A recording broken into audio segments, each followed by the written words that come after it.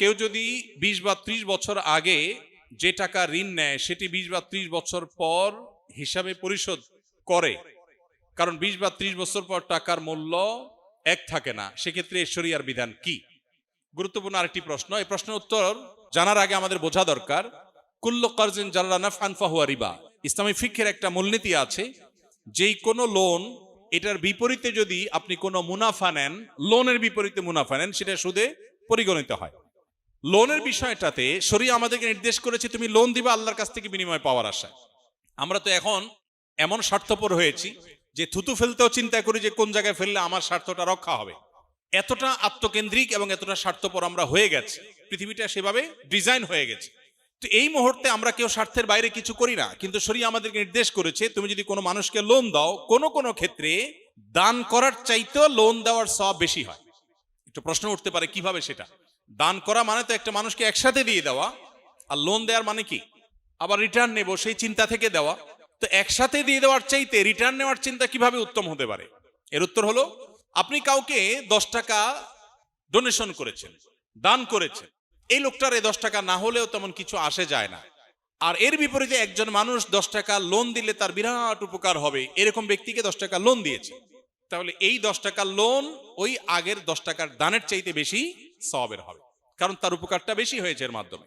এখন কথা হলো, লোন দিয়ে যেহেতু বেনিফিট নেওয়া যাবে না, 30 বছর আগে আমি 5,000 টাকা লোন দিয়েছি, এখন 30 বছর পরে আপনার মূল্যস্ফীতির কারণে, মুদ্রাস্ফীতির কারণে আমাদের সেই 5,000 টাকার ভ্যালু আর 5,000 টাকা নেই, সেই 5,000 টাকার ভ্যালু এখন নেমে সেটা অনেকটা 500 বা 1,000 টাকায় পরিণত হয়েছে। এখন যিনি লোন নিয়েছেন তার কাছ থেকে আমি বেশি দাবি করতে পারবো কিনা? উত্তর হলো না।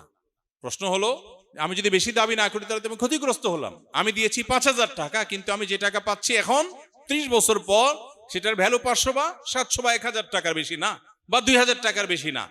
তাহলে আমি দিলাম 5,000 টাকা, আমি পাচ্ছি 1,500 2,000 টাকার সুবিধা, তাহলে আমার লস হলো? উত্তর হলো, আপনার বাহ্যিক দৃষ্টিকোণ থেকে লস হলো, কিন্তু আপনি সুদকে আল্লাহ হারাম করেছেন, সেজন্য হারামকে ডিনাই করেছেন। এজন্য 1 বা 1,500 টাকা আপনি ক্যাশ পেয়েছেন, আর যেটুকু আপনি ক্যাশ পান নাই, ক্ষতিগ্রস্ত হয়েছেন, ওইটুকুর কারণে আল্লাহ তাআলা আপনার আমল নামাতে সওয়াব দিবেন। ইমানদাররা হারাবার কিচ্ছু নেই, সবকিছুই তো দুনিয়াতে না, অনন্তকালের যাত্রা তো পড়ে আছে। সো এই জায়গাটাতে আমাদেরকে স্যাক্রিফাইস করতে হবে। তবে যিনি ঋণ পরিশোধ করছেন তিনি যদি নিজে থেকে বাড়িয়ে দেন সেটা জায়েজ আছে, এটা আমরা অনেকেই জানি না। কেউ যদি ঋণ গ্রহণ করবার পর পরিশোধ করার সময় যিনি ঋণ দিয়েছেন তাকে নিজে থেকে তিনি কিছু বাড়িয়ে দেন, সেটা গ্রহণ করা জায়েজ আছে।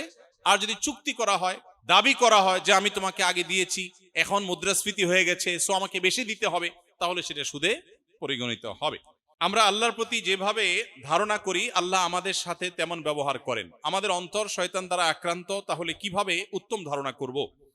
শয়তান দ্বারা আমরা আষ্টে পৃষ্ঠে বাধা, যার ফলশ্রুতিতে আল্লাহর প্রতি সুধারণা আমাদের মধ্যে আসে না। তাহলে কি করতে হবে? শয়তানের সাথে ফাইট করতে হবে। আল্লাহ তাআলা কোরআনে কারিমে স্পষ্টভাবে আমাদেরকে শয়তান চিহ্নিত করে দিয়েছেন এবং শত্রু চিহ্নিত করে দিয়েছেন। আল্লাহ বলেছেন যে শয়তান তোমাদের জন্য শত্রু, ফাত্তাখিযুহু আদুওয়া, শয়তানকে শত্রু রূপে ট্রিট করো, শত্রু হিসাবে চিহ্নিত করো এবং গ্রহণ করো, শত্রু জেনে তাকে তার বিরুদ্ধে তোমরা ফাইট করো। এই নির্দেশনা কোরআন আমাদেরকে দিয়েছে, কিন্তু আমরা শয়তানের বিরুদ্ধে লড়াই করি না। যে ভাই প্রশ্ন করেছেন, আমি বলতে চাই আল্লাহ তাআলা আমাদেরকে কোরআনে শিখিয়েছেন শয়তান থেকে পানাহ চাওয়ার, আউযু বিল্লাহি মিনাশ শাইতানির রাজীম। এই দোয়ার মাধ্যমে আমরা শয়তান থেকে পানাহ লাভ করব ইনশাআল্লাহ। আপনি হয়তো বলতে পারেন যে ভাই মুখে আউযু বিল্লাহ বললে শয়তান থেকে বেঁচে যাব। হ্যাঁ, এখন ভয়েস কমান্ডের পৃথিবী, এখন এটা বোঝার আগের মতো কঠিন না, এখন অনেক ইজি হয়ে গেছে। এখন আমি মোবাইলকে হাই শ্রী কলমুক বললে সে সাথে সাথে কল দিচ্ছে। এখন আমি এসিকে কমান্ড করলে এসি চলছে, আবার কমান্ড করলে বন্ধ হয়ে যাচ্ছে। আমি কমান্ড করলে গাড়ির দরজা খুলছে, আবার দরজা লক হচ্ছে। আমি কমান্ড করলে অনেক কিছু হচ্ছে। মানুষের ভয়েস কমান্ড দিয়ে পৃথিবীর অনেক কিছু এখন হয়। তাহলে কোরআনের আয়াত পড়ে, আল্লাহ তাআলার শেখানো দোয়া পড়ে আমার অনেক কিছু হওয়ার বিষয়টি এখন বোঝা অনেক ইজি। একসময় সাহাবীদের জন্য বোঝা কঠিন ছিল, এখন বোঝা অনেক ইজি হয়ে গেছে। সো শয়তানের সাথে ফাইট যদি করি, আল্লাহর কাছে পানা চাই।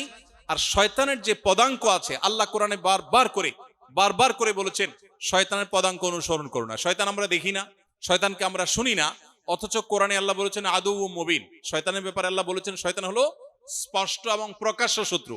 ইন্টারেস্টিং বিষয়, বহু শত্রু আমাদের আছে দুনিয়াতে।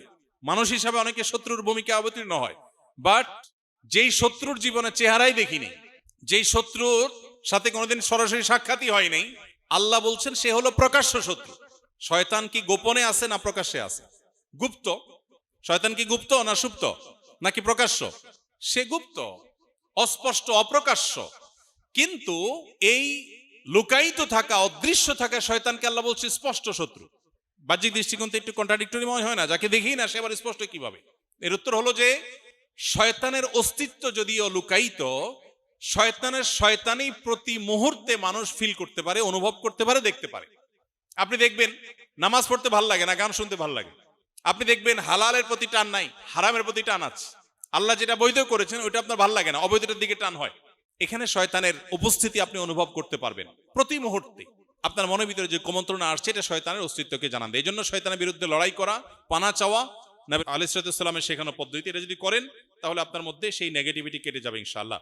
আমি সবার থেকে এবং সবকিছু থেকে আল্লাহকে বেশি ভালোবাসবো কিভাবে, কি কি আমল করব, আল্লাহকে সব থেকে বেশি ভালোবেসেছি এটা বুঝবো কিভাবে?